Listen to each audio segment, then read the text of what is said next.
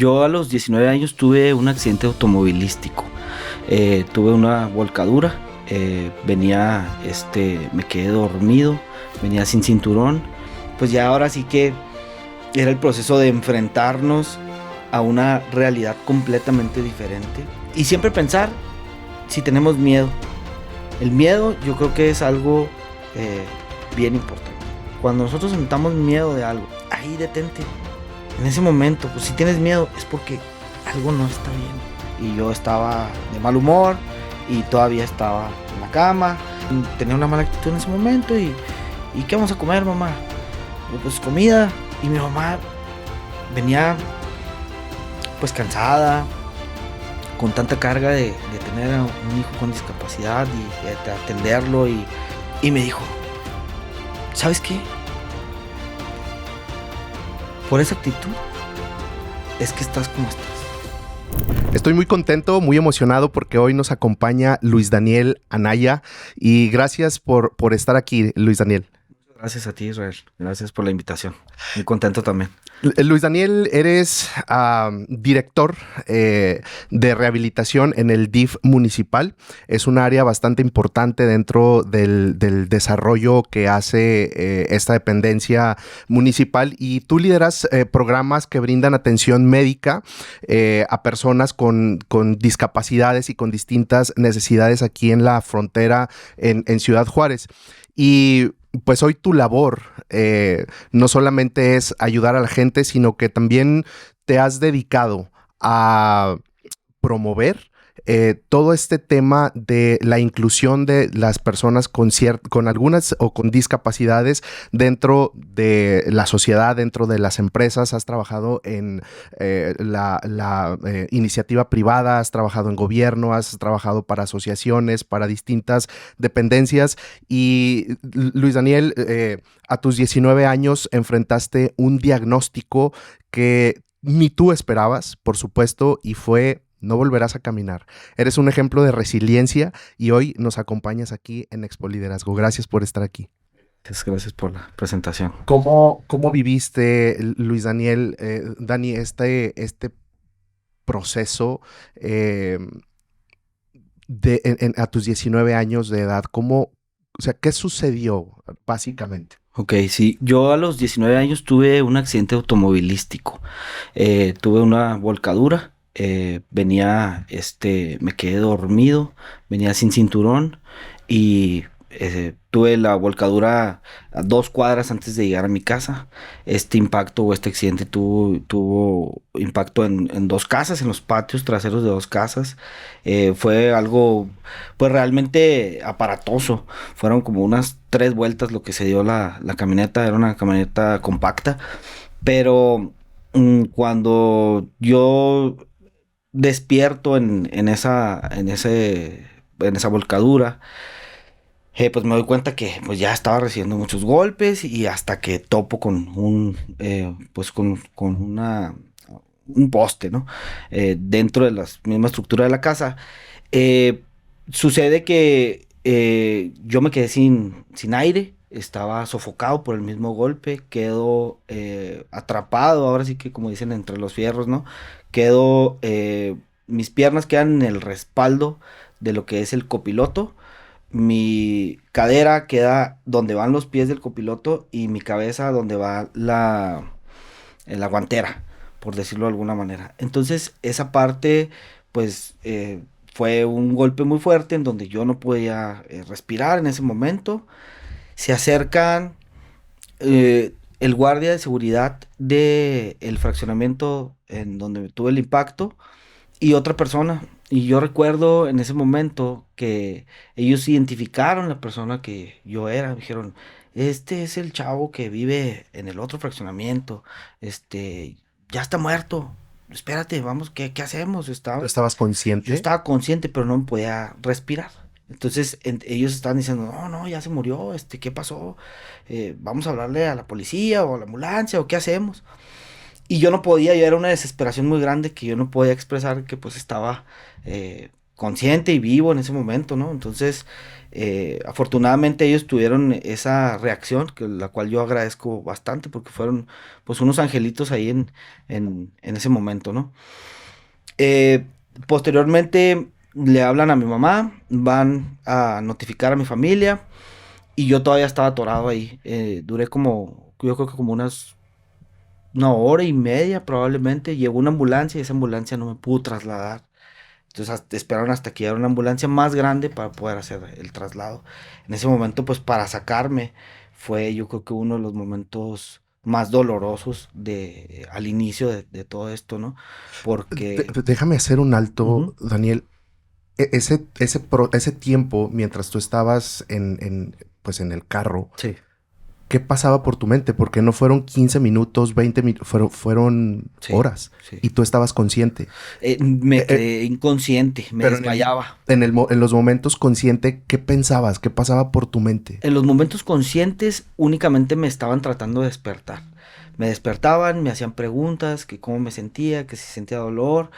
Y una de las personas que intervino en ese momento fue la dueña de una de las casas en las que yo había tenido el accidente. Ella era médico.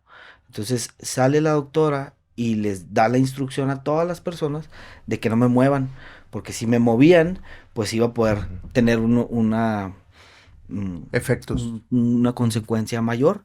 Solo recuerdo que puso como una almohada y prácticamente es lo que recuerdo. Entonces estaba, pues me desmayaba por ciertas, por ciertos momentos y, y ya recuerdo hasta que estábamos en el hospital. Me desperté. Afortunadamente mi familia toma una decisión de operarme en las primeras 6 horas del accidente. Esto fue fundamental para que yo pudiera tener una mejor recuperación, ¿no? Aquí el daño o la lesión que hubo fue una lesión medular, se quebró la columna en un 80%, se desplazó en un 80% y pues la médula quedó prácticamente pues muy rasgada, se cortaron algunos nervios y el primer trabajo que se hizo fue, me pusieron un alambre, un tipo gancho en la columna junto con un injerto de fascia. El injerto de fascia, la fascia es la que está entre la piel y el músculo.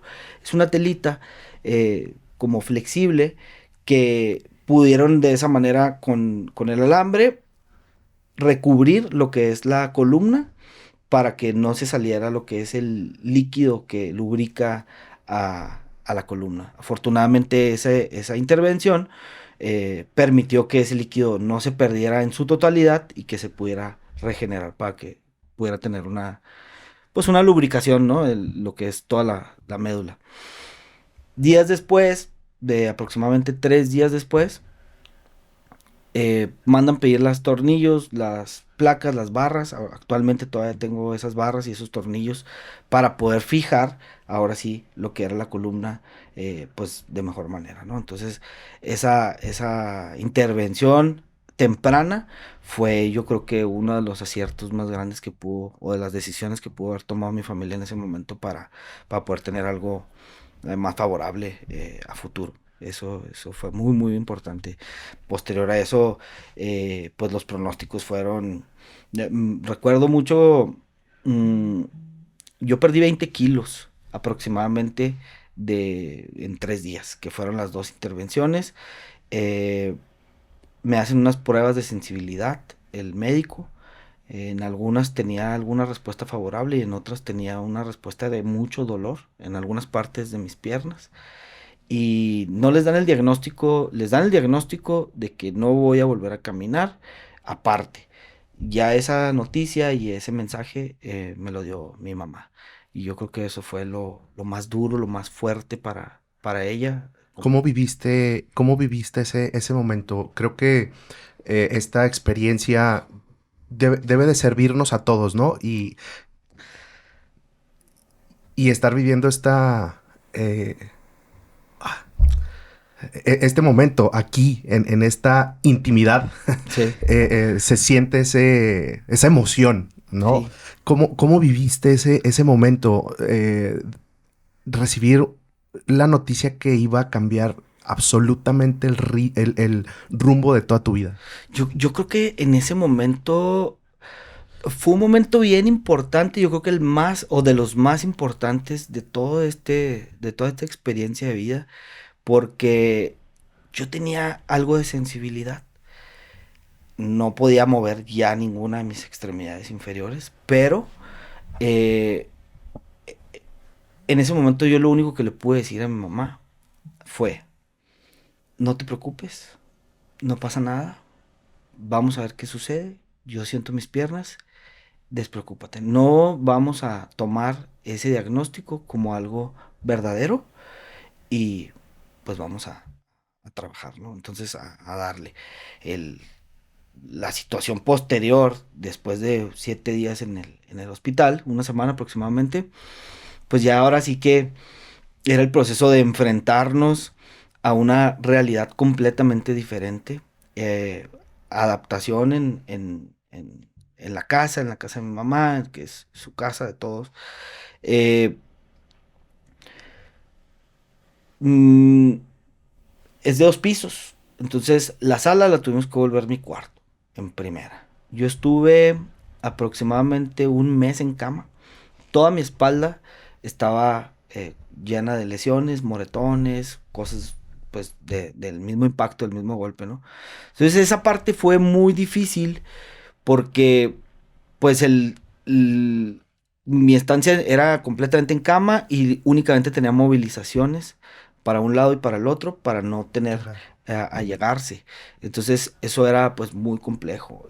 Empecé a tener pues el uso de sonda para poder hacer necesidades y cosas de ese estilo que fue otro tema realmente complicado. Pues la aceptación, el golpe, la negación. ¿Cómo eh, viviste ese proceso de negación, aceptación?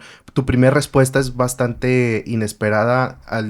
O sea, me imagino el dolor de tu mamá, de tu familia, decir, hijo, no vas a volver a caminar. claro, Y tu respuesta inmediata fue, "No, ese diagnóstico no lo vamos a tomar como verdadero". claro. ¿Cómo viviste ese proceso al empezar a ver la realidad?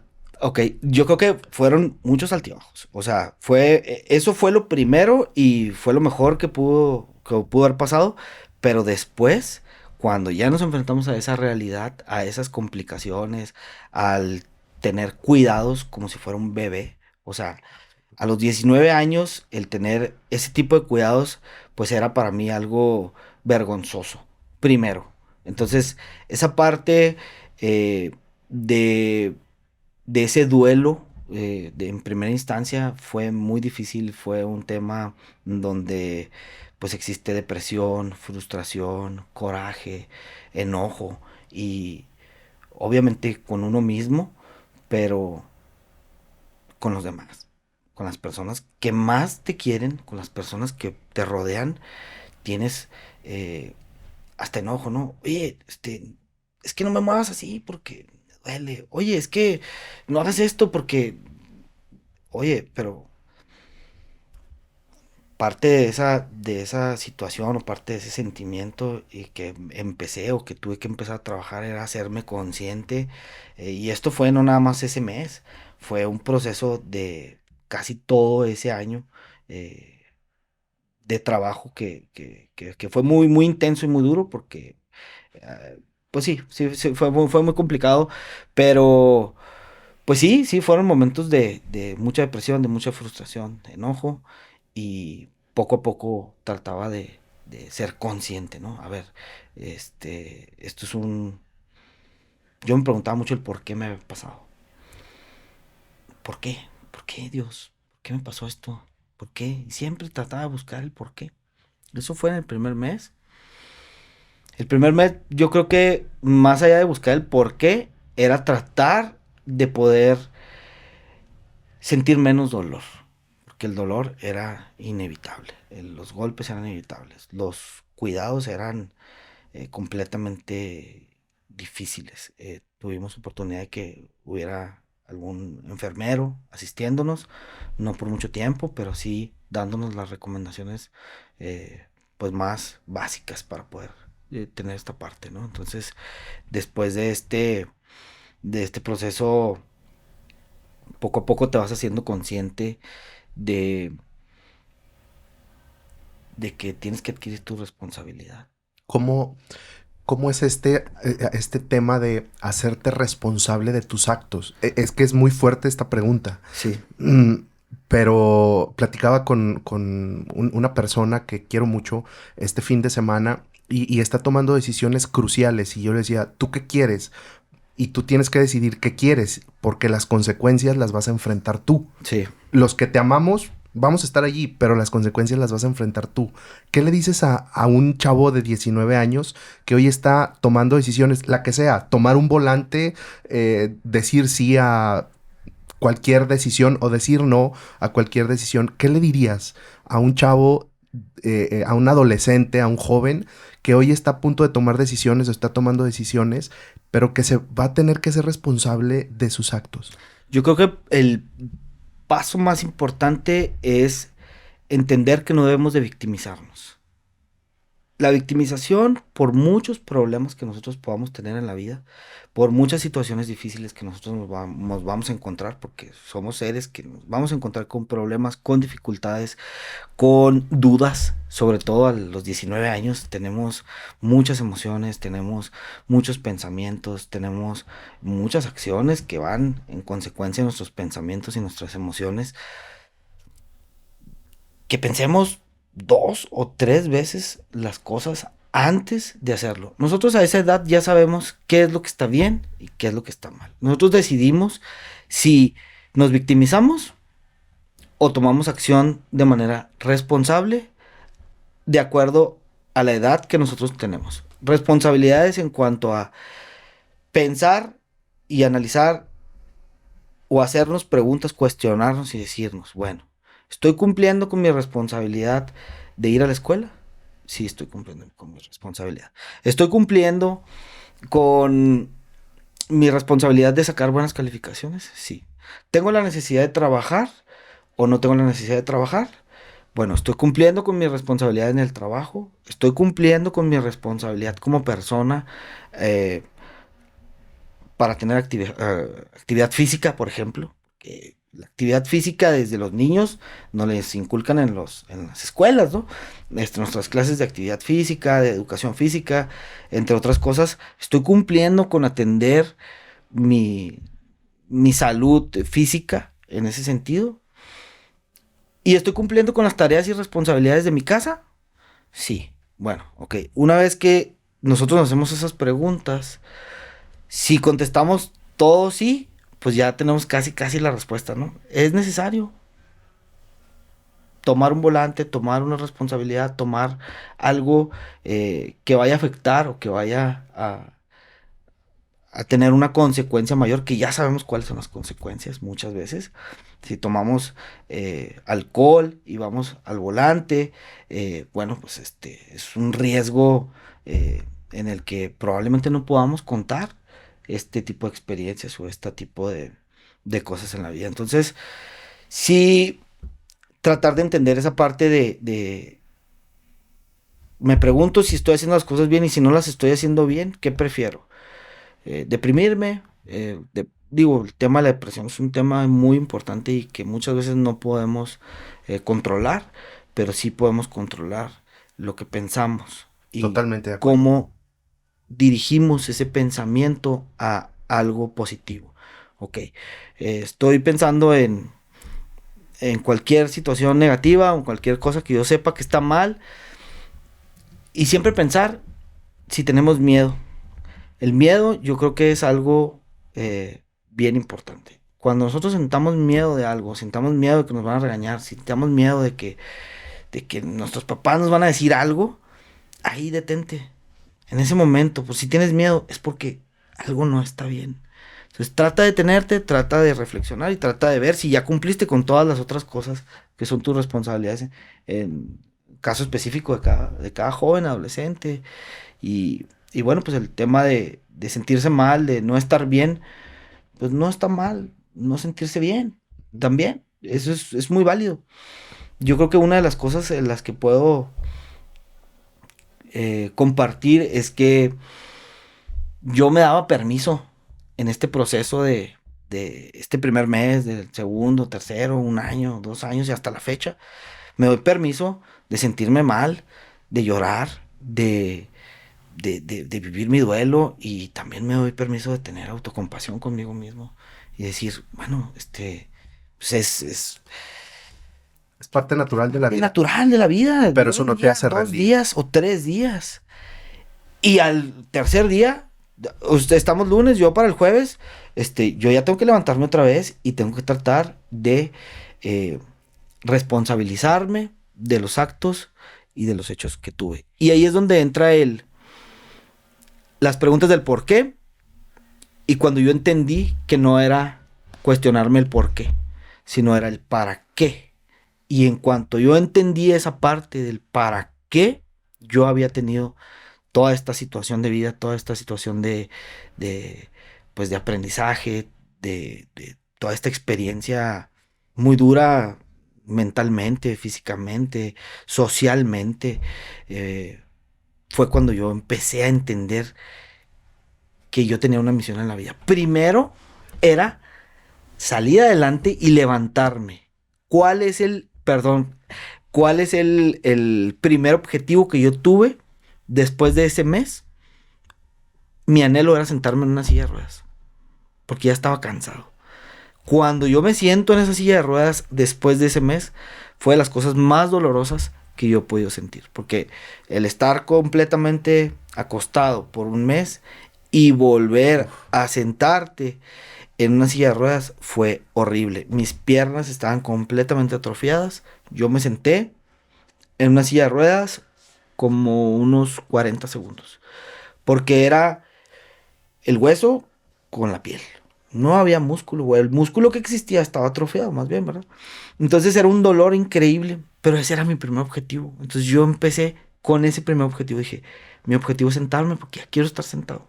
Ya quiero tratar de ser un poquito más independiente.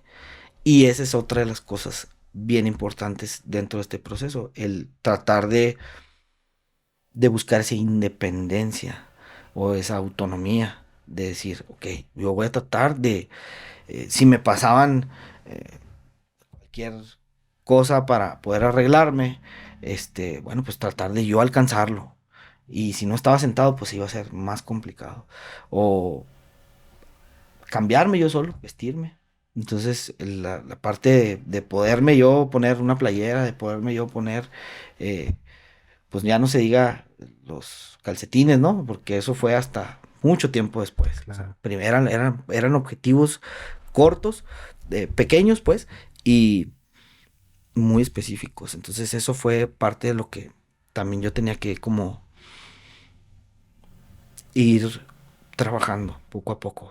Vamos a hacer un alto aquí. Sí. Regularmente estamos buscando cómo mejorar en distintas áreas de nuestra vida o cómo eficientar nuestras herramientas de trabajo. Y encontré a la empresa de internet que estaba buscando, y es iCentral. Aquí en Ciudad Juárez pude encontrar 3 cosas que conecté completamente con iCentral. Número 1, cuando yo hablo, me atienden casi de manera inmediata. Número 2, la calidad del internet, la verdad es que a mí me ha funcionado muchísimo mejor que algunos otros que he probado. Y número 3, cuando me enteré que tiene un control parental, la verdad es que me dio mucha tranquilidad, porque yo puedo tener el control de lo que mis hijos están viendo y están consumiendo. Así que te dejo los paquetes y te dejo toda la información aquí en este QR. Estoy seguro que te va a encantar, tanto como a mí.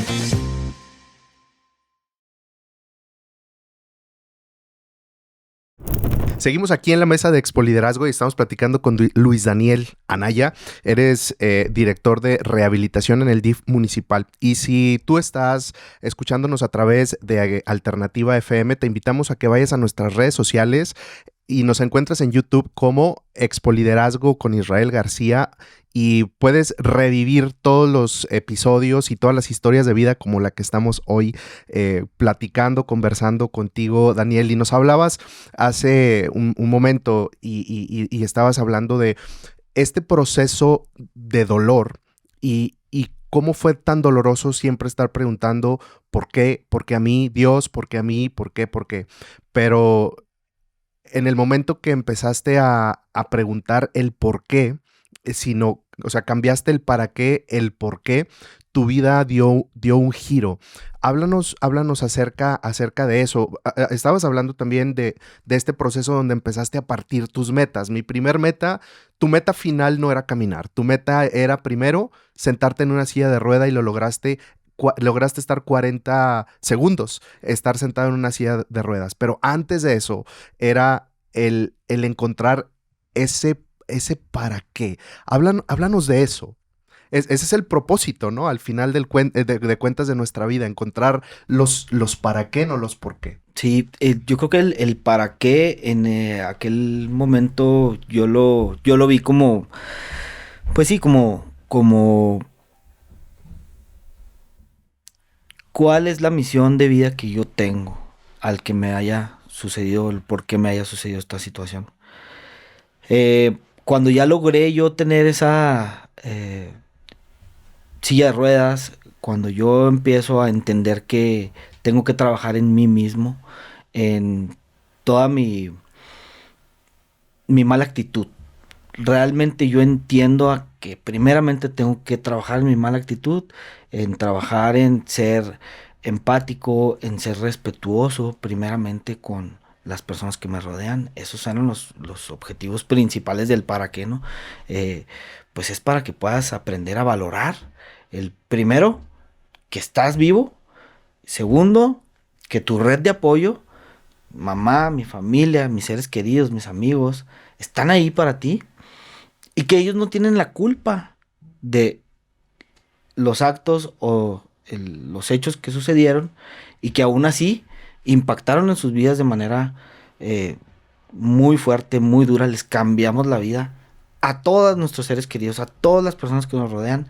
Es un cambio de vida y eso es ese para qué en ese momento. Fueron muchos para qué, pero en ese momento era yo darle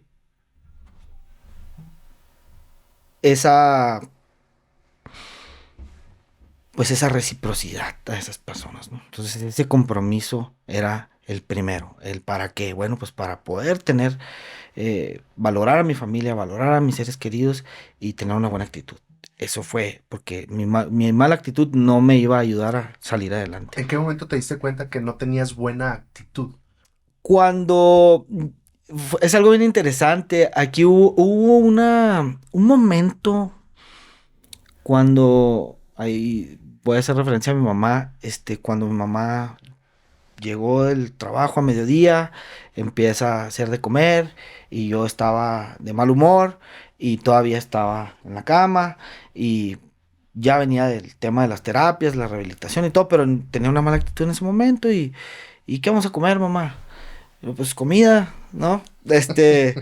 Y algunas otras situaciones ahí que platicamos y mi mamá venía pues cansada, con tanta carga de tener a un hijo con discapacidad y de atenderlo y en todos los sentidos todavía tenía que trabajar y todavía tenía que sacar adelante a toda nuestra familia, ¿no? En este sentido, ella y yo.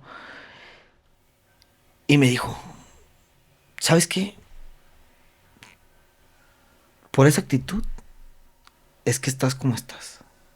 Entonces eso fue para mí un impacto que me hizo ser consciente y que me hizo cambiar. Dije, a ver, si la persona que más me ama en este mundo y si la persona que está aquí en las noches, en las madrugadas, cuando me dan los dolores de los nervios, cuando me da todo, cuando me tengo que bañar, cuando me tiene que asistir, cuando ni siquiera podíamos subir a la parte alta a poderme bañar en una regadera y que tenía que bañarme con trapitos y todo. Y si ella es la persona que más me ama y yo estoy lastimando a esa persona que más amo o que más me ama, algo está pasando, estamos mal. Desde ahí estamos mal. Cuando yo me di cuenta que estaba lastimando y dañando a mi mamá, en ese momento yo empecé a ser consciente y a cambiar y a buscar ese para qué, ¿no? En ese sentido. Y bueno, eso sería en ese sentido. Hace un momento decías, porque se conecta completamente con el tema de la actitud. Nosotros necesitamos aprender a dirigir nuestros pensamientos. Claro. Uh-huh. Y la actitud tiene que ver lo que estás pensando y a lo que le dedicas tiempo en tu pensamiento, es cómo vas a reaccionar, es cómo vas a hablar de la abundancia del corazón, de la abundancia del pensamiento, es lo que hablamos, sí. Son nuestras actitudes y es como actuamos. ¿Cómo le hiciste y cómo se le hace para aprender a dirigir nuestros pensamientos? Ok, bueno, yo creo que es una pregunta muy, muy, muy interesante. Creo que una de las cosas más importantes es estar en paz, estar tranquilo con nosotros mismos, tratar de buscar un espacio donde podamos estar solos, empezar a respirar, tratar de hacer una breve meditación antes de iniciar nuestros días o en el momento en el que estemos más frustrados o más enojados. Respirar profundamente, respirar 10 veces de manera profunda para empezar a tranquilizarnos y empezar a buscar esos pensamientos positivos, porque sabemos que tenemos pensamientos positivos y negativos. Y en ese momento, cuando ya estamos en calma, cuando ya estamos en paz, podemos empezar a pensar en los positivos, nada más. Bueno, ya me pasó lo que me tenía que pasar, ¿qué tengo que pensar en este momento para poder salir adelante? Bueno, pues tengo que, si tú no quieres vivir una condición de silla de ruedas, no quieres vivir una condición de discapacidad o quieres superar tu discapacidad lo máximo posible, como lo mencionamos ahorita, por objetivos, ¿qué es lo que tienes que hacer ahorita? Ya hiciste terapia, ya te levantaste, ya tuviste actividad física de alguna u otra forma, porque ese era uno de los objetivos. Ah, bueno, pues entonces si no lo has hecho, hazlo en ese momento. Responsabilízate de actuar. Bueno, ya sé que tengo que pensar en hacer terapia, en moverme o en hacer algún tipo de actividad física en mi casa para poder poder mejorar mi condición física. Probablemente no tenga la motivación, pero ahí es donde entra la disciplina. Y disciplinarse con ese objetivo. Yo creo que el pensamiento viene de objetivos claros que ya tenemos. Yo ya tenía ese objetivo claro que quería la silla de ruedas. Yo ya tenía ese objetivo claro que quería estar parado. No caminando, pero parado. Porque existía la posibilidad, que fue otra de las partes en donde yo tuve unos aparatos bilaterales mixtos, en donde nada más me daba estabilidad para descargar el peso y utilizaba muletas. Entonces nada más columpiaba mis piernas. Pero esos objetivos creo que van enfocados a tener objetivos claros de lo que queremos, aunque sean pequeños, y pensar en ellos y tratar de sentir esa emoción de que lo puedes lograr, de que hay una esperanza y posteriormente hacer el ejercicio. Daniel, nos gustaría mucho escuchar la historia completa, ¿no? Sin embargo, el tiempo nos limita, pero nos estás hablando de estos pasos que fuiste dando y creo que el primer paso que diste fue desde que tuviste el diagnóstico y decir, no acepto ese diagnóstico. Y no se trata de una declaración positiva, ¿no? Si se tratara de eso, bueno, todos tendríamos todo lo que queremos, pensamos y ya, ¿no? Pero te pusiste a trabajar, cambiaste tu actitud, trabajaste en tus pensamientos, en tus emociones, en terapias, tenías una red de apoyo que me gustaría más adelante hablar un poquito de esa red de apoyo. Claro. Pero, ¿cómo viviste? ¿Qué pasó ese momento cuando empezaste a dar ese primer paso? Cuando volviste a aprender a caminar. ¿Qué pasaba? Sí, por tu mente, pero hoy haciendo esa retrospectiva, ¿qué nos puedes decir de ese tiempo, de ese proceso? ¿Cuáles son las cosas y las enseñanzas más profundas que hoy nos puedes dejar en este programa, en este podcast? Ok, cuando yo aprendí a volver a caminar fue una sensación de de mucho orgullo, de mucha motivación, de que realmente todo el esfuerzo que yo había tenido físicamente y emocionalmente en todo este tiempo, pues estaba dando un fruto, porque ya se veía, pues ahora sí que desde que mis movimientos, desde que mis piernas no tenían movilidad hasta que empezaron a romper la fuerza de gravedad, hasta que pude estar parado. Y yo creo que en ese momento, pues fueron momentos es que fueron muchos momentos, pero en el momento en el que yo estaba en unas barras paralelas tratando de reeducar mi marcha, pues fue un trabajo mental muy fuerte. Yo creo que todo el trabajo de la rehabilitación fue un trabajo mental, completamente. Era conectar mi mente y mis pensamientos y mis movimientos. O sea, mandar señal de mi cerebro a mi pie para que pudiera mover un pie o para que lo pudiera mover de un lado a otro. Y ahí entraba una situación bien complicada porque de hecho todavía lo vivo. Tengo secuelas, pero dejé mucho tiempo de trabajar en esa parte y ese trabajo mental es frustrante porque uno manda la señal, pero no ve el que se rompa la fuerza de gravedad o el que uno ve un movimiento. Yo siento que lo estoy moviendo, pero no se mueve. Entonces, esa parte, cuando yo ya estaba empezando a reeducar la marcha, pues ya la había superado. Ya había superado esa parte porque ya veía que había movimiento, ya veía que había, con secuelas y con dificultades, pero pues finalmente, o con apoyos, en este caso con aparatos ortopédicos, había un movimiento. Entonces ya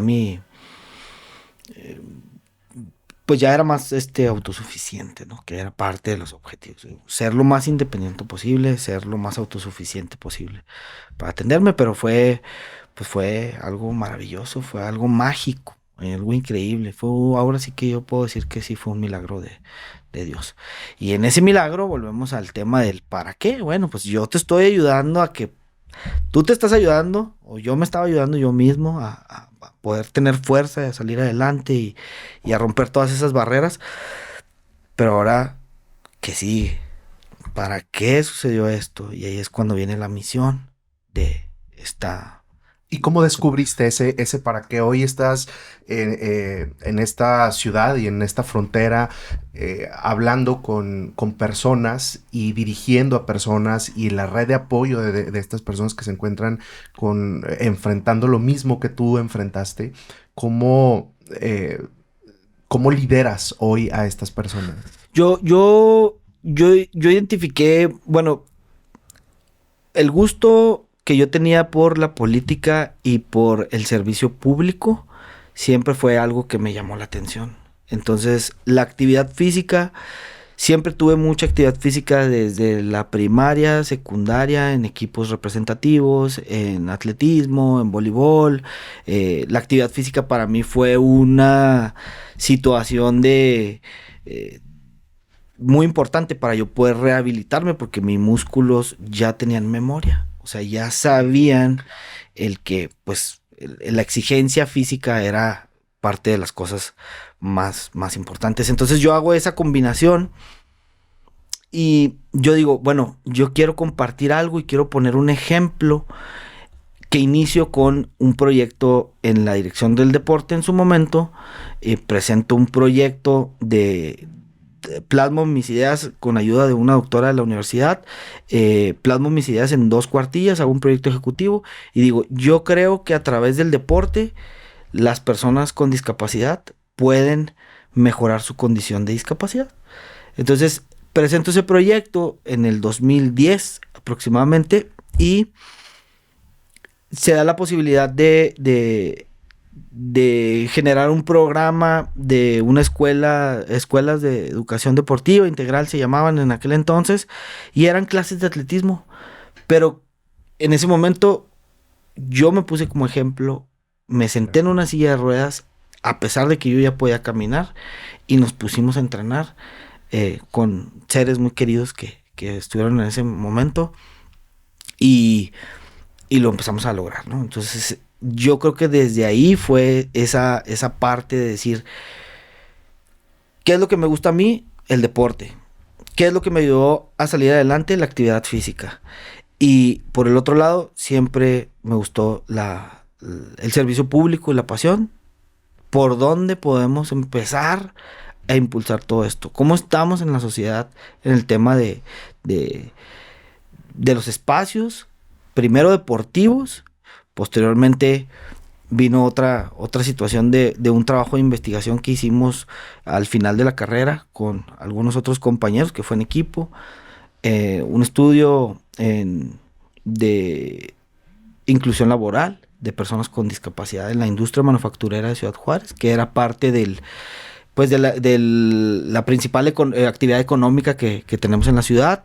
Hicimos ese estudio, hicimos un artículo de investigación con los resultados, lo presentamos en Aguascalientes y fue algo en donde yo dije, ok, bueno, el servicio público creo que es el espacio donde podemos desarrollar todo este tipo de proyectos en el tema deportivo, en el tema laboral. Y en el 2014 tuve la oportunidad de llegar a ocupar una posición en el DIF del municipio. Posteriormente, meses después, me cambian a una unidad básica de rehabilitación, que es donde yo empiezo a entender que no nada más era el tema deportivo y no nada más era el tema laboral, sino el tema de la rehabilitación que yo ya había vivido de manera exitosa.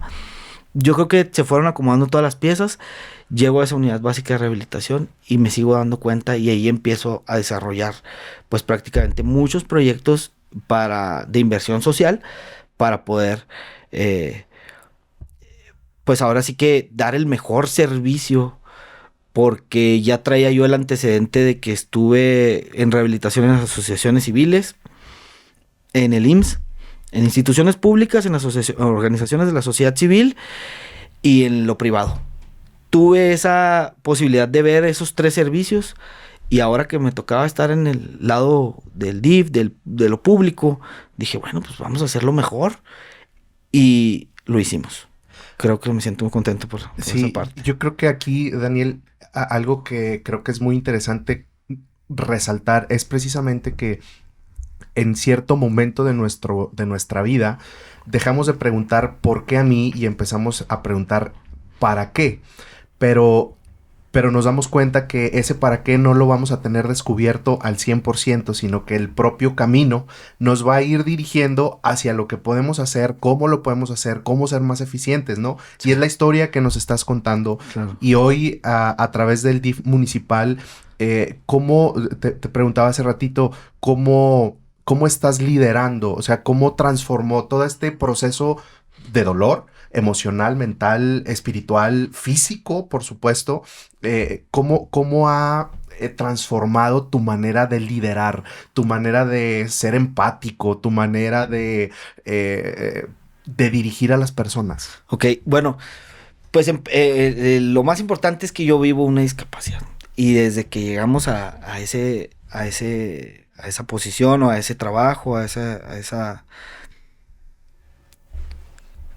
situación fue el que yo pudiera compartir a mis compañeros, a las personas que requerían de ese servicio de rehabilitación con mi experiencia de vida. Sí se puede. Nosotros nos debemos a la gente, nos debemos al servicio público y ahora sí que yo les decía, pues es que yo lo viví. Ustedes no me pueden decir a mí. Yo creo que el liderazgo ahí fue más con el ejemplo de que sí se podían hacer las cosas de una manera eficiente, siempre con esa motivación de decirles, nosotros somos parte de una misión como servidores públicos. Nosotros venimos aquí a servir a la gente y siempre con humildad, siempre con respeto, siempre con un buen trato digno, porque nos toca ir hasta lugares públicos o privados y nos tratan feo, ¿no? Esa era una de las cosas que yo decía, bueno, pues es que Actitud. ¿Por qué? Va? La actitud. Entonces, esta actitud, ese respeto, esa empatía con las personas, con los compañeros que hacen una labor increíble, que es parte de la red de apoyo. Todos los fisioterapeutas en realidad tienen una misión, que esa es su misión, que se complementa con nuestras misiones y siempre con el ánimo de mejorar la infraestructura, mejorar los procesos, mejorar, pues ahora sí que el servicio público al que nos debemos y por el cual nos pagan, hacerlo de la mejor manera. Eso es, yo creo que parte del... ¿Qué le dirías? Hablabas de esa red de apoyo que en tu caso, pues con mayor fuerza fue tu mamá. ¿Qué le dirías? ¿Qué consejo le das? ¿Qué consejo le puedes compartir el día de hoy a través de este programa a la red de apoyo de una persona que hoy está en este proceso y es parte de esa red de apoyo y vienen los momentos de tristeza, de frustración, de cansancio, de sueño, de desesperanza? ¿Qué le dirías? Ok, yo creo que primero tengo que agradecerles que se sientan muy bien a todas esas personas que apoyan o que son una red de apoyo. eh, Porque sin ellos, pues nosotros no estaríamos en donde estamos, o si no, no podríamos superar las cosas. Nosotros sí podemos tener mucha fuerza de voluntad y podemos tener muchas cosas muy favorables, pero son el pilar fundamental para que nosotros podamos salir adelante. En el caso de las personas más cercanas que están apoyando a una persona con discapacidad, pues reconocerles su valor, reconocerles que sí es difícil, que sí es una situación eh, muy, muy, muy complicada, pero que no pierdan la fe y que no pierdan la esperanza en que esa persona en algún momento va a valorar eh, todo ese gran amor y todo ese gran esfuerzo que se hace por ellos. Y a las personas que viven una discapacidad, pues sí realmente hacerlos conscientes, que seamos conscientes de que no debemos de victimizarnos, debemos de decidir luchar por nosotros mismos y luchar por las personas que nos aman y que nos rodean, porque somos un equipo y somos parte de una sociedad y somos parte de un todo, no somos individuales, no podemos hacer nada, nada, nada sin el apoyo de las demás personas. Entonces, tener empatía, tener humildad, tener nobleza, tener mucha fuerza, muchas ganas, sí, tratar de buscar disciplina y el respeto, sobre todo, y la empatía. Yo creo que puedo generalizar todo esto con ser empáticos con las personas que nos aman y amar. Daniel, estuviste en la ay, perdón. Daniel, estuviste en... Híjole, no puedo decir. Se me va la palabra. Privada, iniciativa privada. Perdón. Pero volteando a con él. Listo. Daniel, estuviste en la iniciativa privada y, bueno, desde que hiciste investigaciones en la universidad, luego fuiste parte de la iniciativa privada.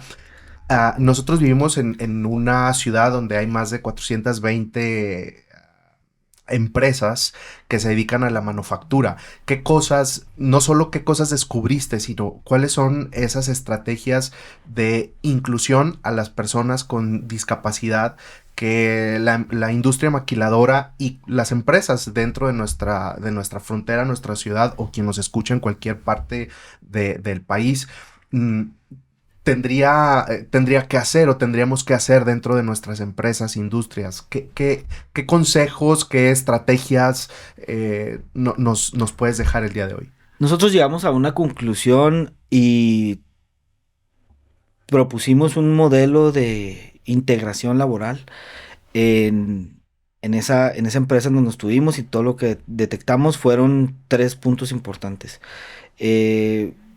Cambios en infraestructura, hablando de accesibilidad universal. La accesibilidad universal es bien importante porque es un tema que a todos nos sirve. No nada más a las personas con discapacidad. Las personas que no tienen una discapacidad, a las personas que utilizan zapatos altos, a personas que tienen jornadas de trabajo muy, muy largas, muy, muy cansadas. La accesibilidad universal nos ayuda a que podamos tener espacios en donde podamos transitar cualquier tipo de persona con mejor accesibilidad, ¿verdad? Eso fue uno de los puntos. El otro punto era una estrategia de cambio organizacional. O sea, realmente buscar una estrategia en donde sensibilicemos y concienticemos a las personas que serían los compañeros de las personas con discapacidad, para que sean empáticos, para que sean pues realmente compañeros y que podamos desempeñar las funciones pues que son adecuadas de manera ergonómica a cualquier tipo de discapacidad. Aquí ya entramos en un tema muy amplio porque veíamos en una de las investigaciones que había empresas maquiladoras en donde estaban afectándole a personas sin discapacidad de forma auditiva, estaban teniendo un daño y lo que hicieron ellos fue contratar a personas con discapacidad auditiva, sordas, para evitar ese problema. Y ahí viene, eso lo pongo como ejemplo, personas con discapacidad motriz, qué tipo de discapacidad motriz se puede adecuar a los tipos de procesos de producción, ¿no? Esa era parte del estudio que hicimos y bueno, otro de los puntos de este modelo, que ya hablamos de la infraestructura, ya hablamos de la estrategia de cambio organizacional, es los estímulos fiscales. Los estímulos fiscales para la contratación de personas con discapacidad. Existen estímulos fiscales para hacer 100% deducible del ISR. Todas las modificaciones de infraestructura que se tienen en la planta son deducibles. Ya eso lo tendrían que ver cada quien con sus fiscalistas, cosas de ese estilo. La contratación de personas con discapacidad, del 25% del impuesto sobre la renta es deducible de impuestos. Entonces, hacerle ver al empresario o a las empresas que realmente tienen herramientas para utilizar fiscalmente a la hora de contratar a personas con discapacidad. O sea, al final de cuentas, el recurso humano pues no puedes generar ahorros, ¿no? Siempre dices, no, pues es que nosotros necesitamos hacer ahorros, comprar más barato o cualquier estrategia para reducir costos. Y en el tema del recurso humano es muy difícil, no se puede. Pero aquí se puede utilizar este estímulo. Entonces, el contratar personas con discapacidad, pues también es un beneficio si se tiene un buen modelo y una buena estrategia para... E infraestructura. Y la infraestructura, ¿no? Yo creo que pues es parte de lo que también es un estímulo fiscal. Si tú haces adecuaciones, donde sea, tienes un estímulo fiscal. Bueno, eso es una noticia sí. e información importante, ¿no? Para quien dirige una empresa o tiene una empresa. Estamos platicando con Luis Daniel Anaya, director de rehabilitación del DIF municipal en Ciudad Juárez. La honradez y la justicia siempre triunfan. Por eso, si buscas calidad, seguridad y confianza en el mantenimiento de tu vehículo, Taller Mecánico Calimán es tu mejor opción. Más de 30 años de experiencia los respaldan y están listos para atenderte con mecánicos certificados. Así que, si tu auto necesita mantenimiento, manejas una flotilla o tienes una empresa, debes comunicarte hoy mismo al contacto que aparece aquí en pantalla. Deja tu vehículo en las mejores manos. Taller Mecánico Calimán. Seguimos en esta recta final con Daniel Anaya y estamos en Expoliderazgo hablando contigo. Eres el director de rehabilitación del DIF municipal y estamos hablando de liderazgo. Hemos hablado de temas bastante importantes, de cómo dirigir nuestros pensamientos, de cómo liderarnos a nosotros mismos. Es de lo que has estado hablando en este episodio. Y hablaste también de la actitud. En episodios anteriores hemos hablado también de este tema de la actitud, actitudes que suman, que restan, multiplican, dividen, y queremos ser siempre de los que tienen la actitud de sumar y de multiplicar. Y hablando de esto, Daniel, yo quiero yo quisiera que tú nos expresaras, después de hacer una retrospectiva desde tus 19 años de edad, puede ser desde antes, eso tú lo decides, pero el accidente, el proceso de recibir el primer impacto, la rehabilitación, todo lo que nos has venido contando a lo largo de tu vida desde ese tiempo. Y aquí hablamos de liderazgo al final del día. ¿Cuáles serían entonces, en retrospectiva, las habilidades, cualidades que debiera de tener un líder? Ok, pues yo creo que el más importante, la cualidad más importante que debemos de tener es la disciplina. Para mí la disciplina ha sido lo más importante para poder lograr esos objetivos, ya sea de manera individual y de manera colectiva. La disciplina vence a cualquier situación adversa que podamos nosotros tener.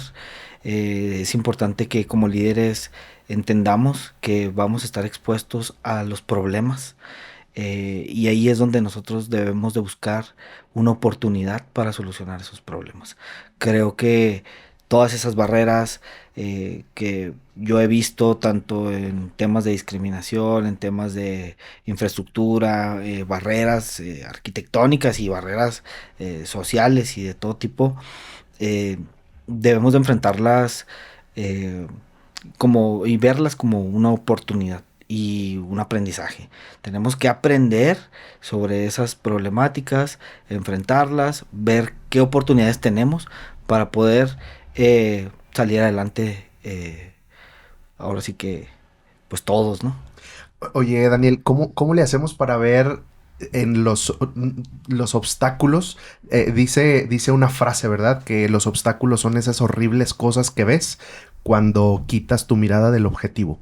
Y, y cómo le hacemos para ver esos obstáculos no como obstáculos, sino verdaderamente verlos como un escalón para llegar a nuestro objetivo. Creo que tienes bastante experiencia en eso. Yo creo que a veces es muy fácil señalar. Y es lo más fácil que podemos tener. Nosotros podemos señalar y podemos decir, pues aquí existen este tipo de barreras, pero al final de cuentas debemos de tener la voluntad para poder aportar algo desde la trinchera en la que estemos. Todos tenemos esa posibilidad, siempre. Esas son nuestras oportunidades. Desde donde yo esté, desde mi casa, desde mi trabajo, desde el lugar en el que me encuentre, está la oportunidad de poder ser, de tener la voluntad de poder ser mejor persona, de poder ser mejor hijo, mejor compañero, mejor padre. Ahora sí que todo, ¿no? Entonces, cuando detectemos o cuando detectamos algo que realmente hay que vemos como una barrera, sabemos nosotros cuál es la oportunidad de mejora o tratemos de analizar un poquito y decimos, bueno, ya existe esto, ¿qué es lo que yo puedo hacer para que disminuya, para que no tenga tanto impacto en la sociedad o ambiental? Muchas veces hacemos acciones, pues hasta levantar algo que nosotros no tiramos, ¿no? Y ahí es donde podemos nosotros buscar esa oportunidad. Oye, es que esta ciudad está, o esta calle está muy sucia, o está muy fea, bueno, entonces, ¿qué puedes hacer tú? ¿Puedes hacer algo? ¿Cuál es la oportunidad que tú ves? Bueno, pues no puedo limpiar toda la calle, pero puedo recoger 3 artículos y ponerlos en el bote de la basura, ¿no? Cosas así, o como un ejemplo es que tenemos esa posibilidad de realmente hacer cosas, como ver esas oportunidades. No tenemos que cerrarnos, tenemos que realmente ser conscientes de que algo podemos hacer. Y si tenemos la voluntad de hacerlo, no nada más tener la voluntad, sino accionar. Totalmente de acuerdo. Ujú. Daniel, ¿qué mensaje le dejarías hoy a quien te está escuchando aquí en Ciudad Juárez y más allá de sus fronteras? ¿Cuál sería el mensaje que quisieras dejarle hoy a la gente? Tal vez lo pensaste, pero ¿cuál es ese mensaje crucial que quisieras hoy dejar a la audiencia de Expo Liderazgo? Ok, bueno, mi mensaje es la empatía. En primera instancia, creo que la empatía con las demás personas, con nuestros seres queridos, con nuestra familia, con nuestros compañeros de trabajo, tratar de ser empáticos, tratar de ser recíprocos con todo lo que recibimos. Creo que no perder la fe. La fe es lo más importante que nosotros podemos tener. La fe en nosotros mismos y la fe en todo lo que creemos que podemos hacer. Porque sí se puede, podemos hacer, por más difícil o más duro sea el diagnóstico que podamos llegar a tener de cualquier situación, está en nosotros decidir si tomamos esa situación como verdadera o si decidimos buscar una oportunidad para cambiar nuestra vida, darle nuestro giro o darle nuestro, pues encaminar nuestra vida a donde nosotros queremos. Creo que no hay, ahora sí que, pues algo que ya esté destinado, sino nosotros vamos construyendo con nuestras acciones nuestro propio destino y pues actuar con fe, tener fe en nosotros mismos, tener fe en Dios y actuar con amor hacia la humanidad. Por último, ¿cuál es tu ciudad utópica siendo con esa inclusión a personas con discapacidad?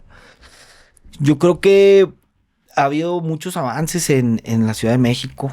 La Ciudad de México creo que es una ciudad... bueno, perdón. Ya me fui ahí. ¿Cuál es tu ciudad utópica? ¿Cómo es tu ciudad ideal? ¿No? ¿Cómo sería tu ciudad ideal? Donde fuera 100%, por así decirlo, inclusiva a personas con discapacidad. Ok, yo creo que mi ciudad ideal sería esa ciudad en donde realmente vivamos una accesibilidad universal. Accesibilidad universal hablando desde los lugares de trabajo, los supermercados,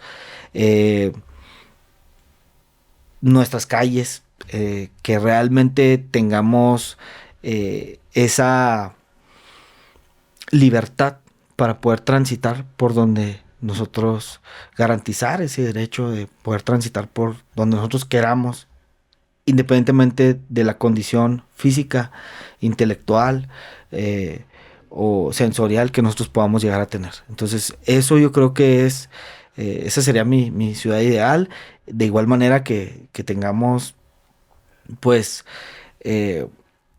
las mejores condiciones, pues la mejor voluntad de las personas que vivimos o que viven en esa ciudad para poder ayudar a los demás.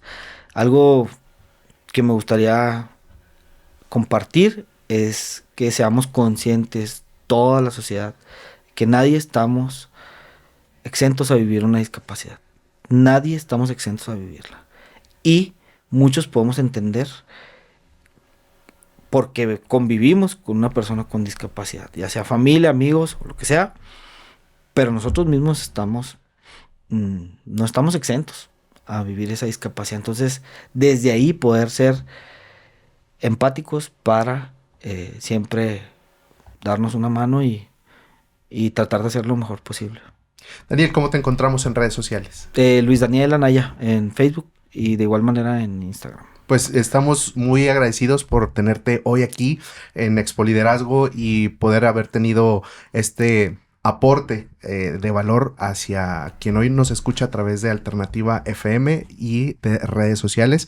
Yo soy Israel García y nos vemos muy pronto. Les mando un fuerte abrazo. Gracias Israel. Gracias por todo.